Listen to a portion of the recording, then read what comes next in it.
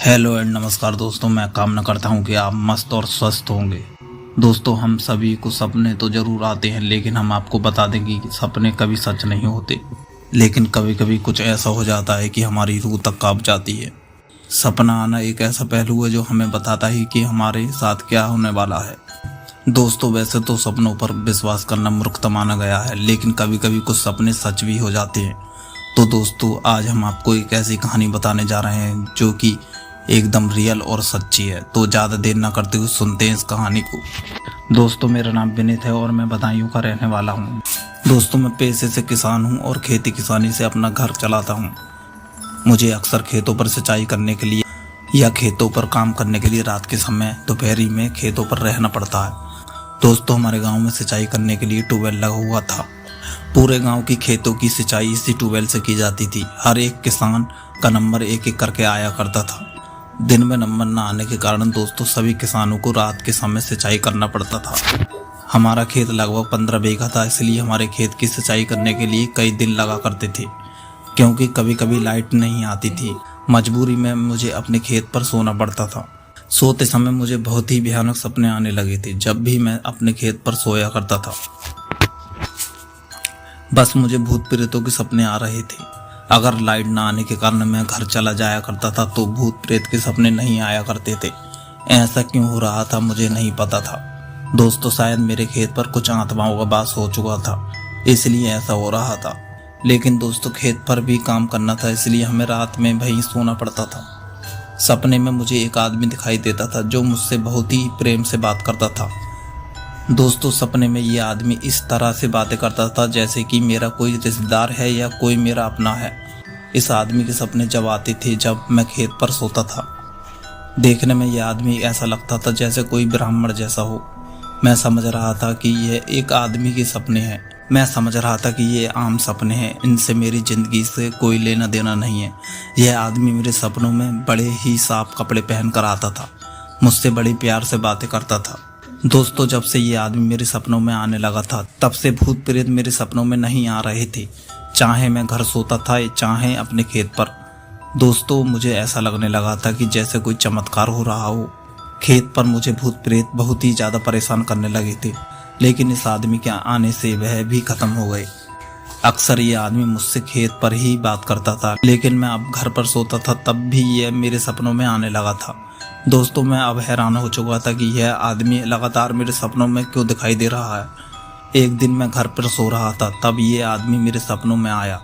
तब मैंने इस आदमी से बात की और इसकी सच्चाई के बारे में पूछा। तब इस आदमी ने मुझे हंसते हुए जवाब दिया कि अगर मैं तुम्हें सच्चाई बता दूं तो तुम मुझसे दूर तो नहीं होगे।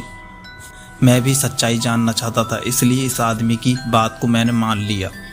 इस आदमी ने मुझे बताया कि मैं मरने से पहले एक ब्राह्मण था, मरने के बाद एक पिशाच में बदल गया हूँ। मैं कोई गलत पिशाच नहीं हूँ, बल्कि एक अच्छा पिशाच हूँ जो तुम्हारी सहायता कर सकता हूँ, इसलिए तुम मेरे साथ रहो।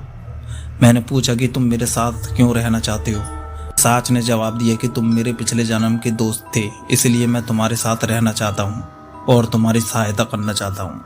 पिशाच की ये बात सुनकर अब मेरे रोंगटे खड़े हो चुके थे कि पिशाच भी कभी किसी का दोस्त बन सकता है। मैंने पिशाच से पूछा कि मैं तुम्हारा दोस्त बन जाऊं तो तुम मुझे नुकसान तो नहीं पहुंचाओगे। तो पिशाच ने जवाब दिया कि नहीं, मैं तुम्हें किसी भी तरह का नुकसान नहीं पहुंचाऊंगा। तब मैंने इस पिशाच से दोस्ती करने को सोचा और दोस्ती कर ली। दोस्तों, अब यह पिशाच मेरे सपनों में नहीं बल्कि मेरे सामने हकीकत में आने लगा था। अब हम दोनों एक दूसरे से बात करने लगे थे। यह पिशाच अब मुझे आने वाले कल के बारे में बताने लगा था और मेरी सुरक्षा भी कर रहा था। दोस्तों, मुझे ऐसा लग रहा था जैसे कि कोई मुझे अलादीन के चिराग वाला जिन मिल गया हो। अब मेरी जिंदगी कुछ कुछ बदल रही थी। ये पिशाच मुझे कल होने वाली सभी घटनाओं को बता देता था, इसलिए मुझे कल होने वाली बहुत सी घटनाओं के बारे में पता चल जाता था। मैं अपने आप को बादशाह समझने लगा था। मैंने पिशाच के जरिए बहुत से पैसे कमा लिए थे। मेरी समाज में इज्जत भी होने लगी थी। लोग मेरी इज्जत बहुत ही ज्यादा करने लगे थे। दोस्तों, कुल मिलाकर मुझ में लगभग घमंड सा आ चुका था, इसलिए पिशाच भी मुझसे खपा खपा रहने लगा था। पिशाच मुझसे भविष्य के बारे में अब बहुत ही कम बताने लगा था, इसलिए मैं पिशाच पर भड़क भी जाता था। दोस्तों, एक दिन ऐसा आया कि हम दोनों में झगड़ा हो गया और ये पिशाच मुझे छोड़कर चला गया। उसके बाद मेरी जिंदगी में एकदम से भूचाल आ चुका था। मेरी जिंदगी अर्श से फर्श पर आ चुकी थी। भूत प्रेत चंडाल चुड़ैल मेरे पीछे लग चुके थे, क्योंकि दोस्तों जब मेरे साथ पिशाच था तब वह मेरी सुरक्षा करता था, लेकिन अब उसके जाने के बाद मेरी सुरक्षा कोई नहीं करता है। इसलिए ये भूत चुड़ैल मेरे पीछे लगे हुए हैं। दोस्तों सच कहूँ तो अब उसकी याद बहुत आती है। मुझे भूत प्रेत हर समय मारने की कोशिश करते रहते हैं। मेरे सभी काम बिगड़ते जा रहे थे। इन सभी भूत प्रेतों में सबसे ऊपर डायन थी जो मुझे मारना चाहती थी। इस डायन का भयानक चेहरा मेरे सामने दिखाई देने लगा था। यह डायन कभी कभी मेरा गला भी दबाने की कोशिश करने लगी थी। मेरी भी जिंदगी थी, इसलिए बार बार मैं बच जाता था। दोस्तों मुझे अपनी मौत मुझे अपने सामने दिखाई देने लगी थी। मुझे लगने लगा था कि अब मेरा किसी भी समय टिकट कट सकता है। अब वो घड़ी आ चुकी थी कि डायन मुझे मारने वाली ही थी। मैं डायन के चंगुल में आ चुका था और बस ऊपर वाले का नाम ले रहा था। दोस्तों उसके बाद क्या पिशाच आता है? दोस्तों इस कहानी का अगला पार्ट अगर सुनना चाहते हैं तो हमें कमेंट में बताएं। दोस्तों अगर आप इस तरह की डरावनी कहानियां सुनना पसंद करते हैं तो हमारे चैनल को सब्सक्राइब कर लें, ताकि आने वाली हर एक वीडियो की नोटिफिकेशन आप तक पहुंचती रहे। तो नमस्कार दोस्तों, मिलते हैं एक नई कहानी में।